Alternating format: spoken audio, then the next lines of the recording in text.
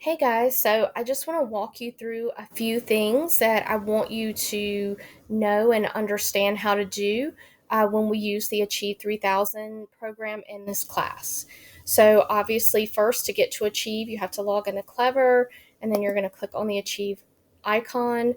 When you do that, a box will prompt you to select the class that you're in. So, you'll hit this little drop down menu, and you will obviously, when you're in my class, select Literacy Academy Barrett. The other classes listed for you will be your classes that you have this semester. But when you're assigned an article in my class, you obviously have to select my class from the drop down menu. Then you click login.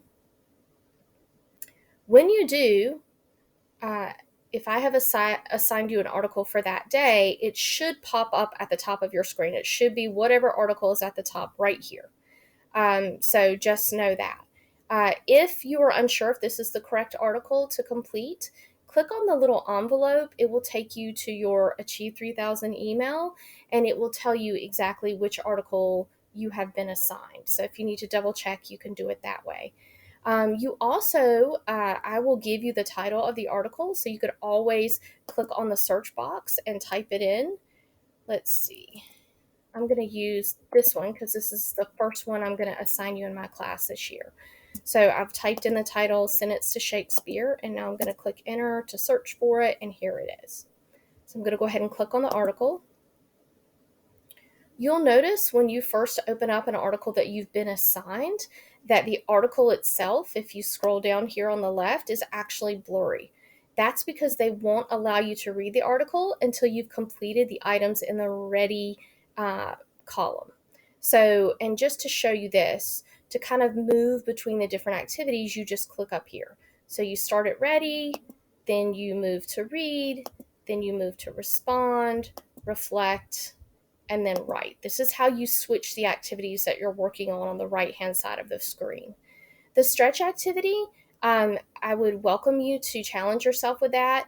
If you click on that, it's going to give you a version of the article that's at a higher Lexile level than you are at currently. And the great thing about that is that what it's going to do is it's going to give you the same kind of information, but it's going to use more challenging vocabulary and sentence structure in order to help you grow and get stronger as a reader. So I generally don't assign the stretch article, but if you are feeling like you want to take on that extra challenge after you've completed the activities, go for it.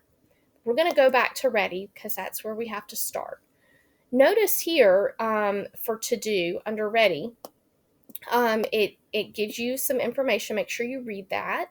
Then it asks you a poll question, so you'll have to answer that. And then it asks you to explain why you voted the way you did. I will want you to do that, and I want you to do that in one or two sentences. So it doesn't have to be a paragraph, just one or two sentences that explain why you voted the way you did. Make sure that you're using your best handwriting. So we're going to make sure we start with a capital letter, that we capitalize any proper nouns, that we end our sentences with a punctuation mark, like a period or a question mark or an exclamation point, and that we break up our thoughts into individual sentences. So we don't just type a bunch of run on ideas without breaking it up using periods. So make sure that you do that. I also want to point out that there is a section here called Notes. This is where, if you wanted to, this is kind of like annotating where you're typing down important information here and reactions to the text. So you're welcome to do that. What I really want to draw your attention to is the vocab. So after you complete the to-do activities like the poll question and explaining why you voted the way you did, before you actually read the text, click on the vocab tab and make sure that you look at the vocab in that will be in the text. It gives you the word, it gives you the category of word, and it gives you the definition of the word. And if you have headphones on, you can press play, and it will read you the word and the definition. So you're welcome to do that. I would strongly recommend that you take advantage of that. I mean, just in this article alone, we have some really challenging words like bard, illustrious, personnel, and soliloquy.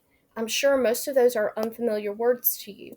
If you preview those words before you try reading the article, you have a much better chance of understanding the information as you read it. So make sure you always preview the vocab before you read the article. But let's go back to the to-do tab.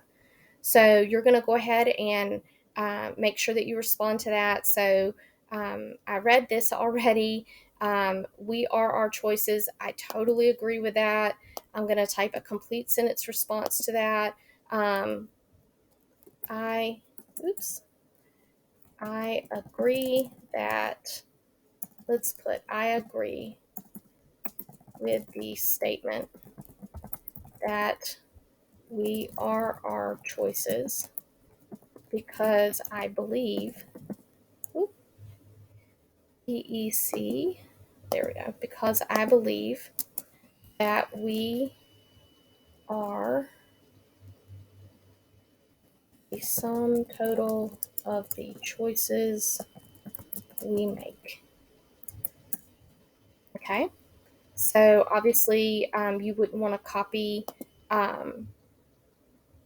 exactly what I wrote, but you would want to come up with your reason for why you agree or disagree with that quote, we are our choices. So I'm going to click submit. All right, now you'll notice that the text is actually visible. You can read it now. So now it's checked off ready, and we can move on to reading the article. Now, there are some really cool features that you can take advantage of when you're reading a text. Again, remember before you actually start reading that you need to go over to the vocab and preview that vocab.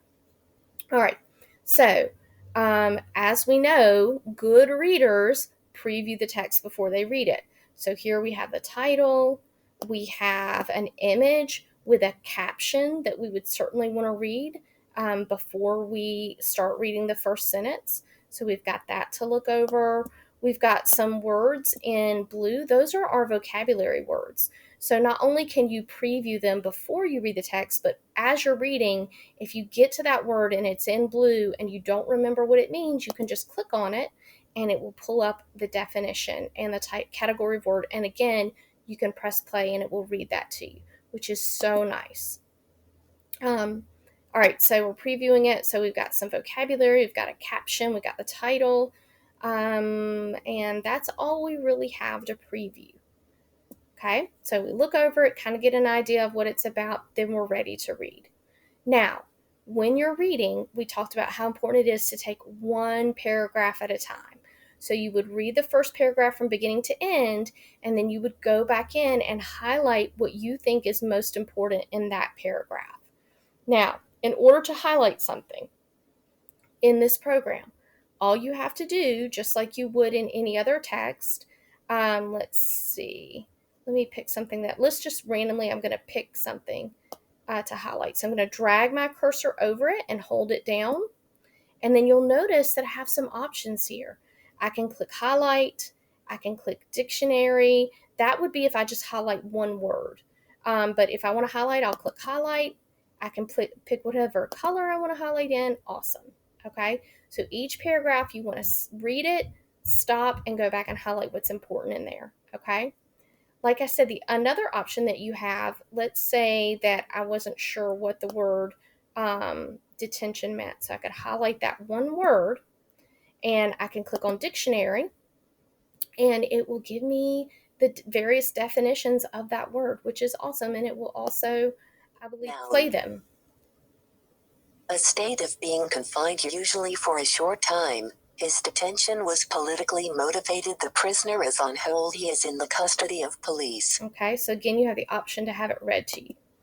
You also might have a word that if you are an English language learner, you could have translated. So you could highlight it, click on translate, and it will give you the translated version of that word. Okay. And then the last option is if I just highlight something, I can click on screen masking, and that will help me as I'm reading to kind of keep up with where I'm at so I don't get distracted. I don't know that you necessarily need to use this tool. If you want to get off of that tool, you just highlight something again and then click on screen masking and it will take it off. I would not suggest using that. I would say just use your cursor to keep up with where you're reading.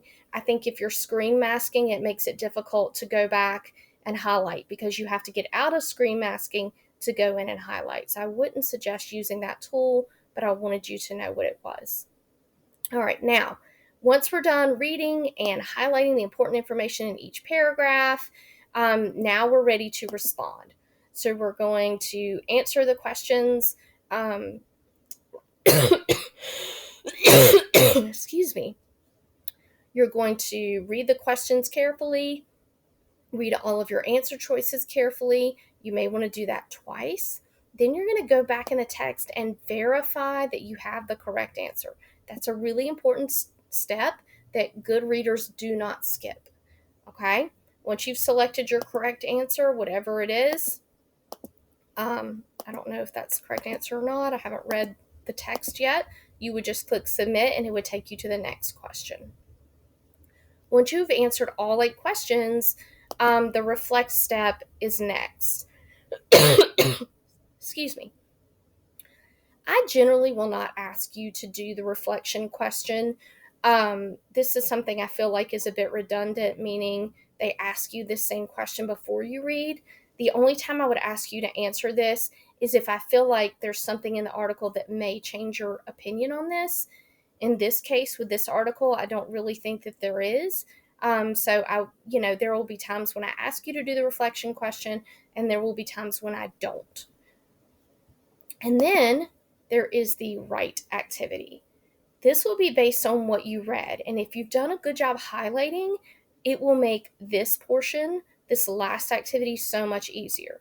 So you will read what the thought question is, and then you will use what you've highlighted and what you've read in the text to help you write your complete sentence answer. Okay? Once you're done, you will submit that.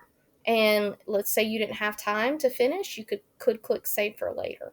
But you would submit that and you would be done. Okay? The other really neat new thing that they have, let's see if I can move this, is they have these extras that you can look at. So if you click on extras, this article, the subject of the article, where this is happening at, is in Massachusetts. So if you click on map, it actually shows you where Massachusetts is in our country. So here we are in North Carolina. Here's where Massachusetts is in red right here. Okay? All right, so I can go back. Let's see how I go back. I bet I might have to move this out of the way. Oh, I just have to X out of that to get out of the map. There are citations. That tells you where they got the information that they used to write this article. So that's kind of neat if you want to see their source. And then there is a puzzle.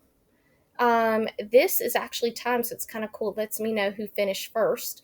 But basically, it gives you some vocabulary words from the text, and you have to find them. So it's a seek and find. So let's see if I can find one quickly. Okay, there's monologue. So I'm going to highlight that. And, oops, monologue. Or maybe it's monologues. There we go. And notice how it will cross off the word for me. So you can do that. That's kind of fun. If you finish early and you're just sitting there and you're bored and you want something to do, sometimes I'll offer this as an opportunity to do extra credit or to earn extra credit. Okay. Once you've got them all filled in and found, you can click solve and you'll be done. The last thing that it has for you is a rubric. This essentially tells you how we will grade your written response for the thought question. So it kind of gives you some things to look for. It kind of tells you what you need to make sure that you do a good job with. So if you wanted to earn all full credit for your written response, you would want to make sure that you do all these things in this 5-point column. Okay? All right, so I hope, and just to get out of that, you would just hit X and it takes you back to the article. So hopefully this has helped you understand some of the tools that you have for Achieve 3000 and kind of how I want you guys to take on each article. If you will follow these steps and you will make a habit out of it, you will become a stronger reader. You will develop those habits that good readers do. And that's the goal, is to raise this Lexile level. So hopefully you will start to see the level of the text of the articles that you're assigned continue to go up, which indicates that you are becoming a stronger reader, which is the ultimate goal of this class. All right, thanks for listening. Sorry it took so long.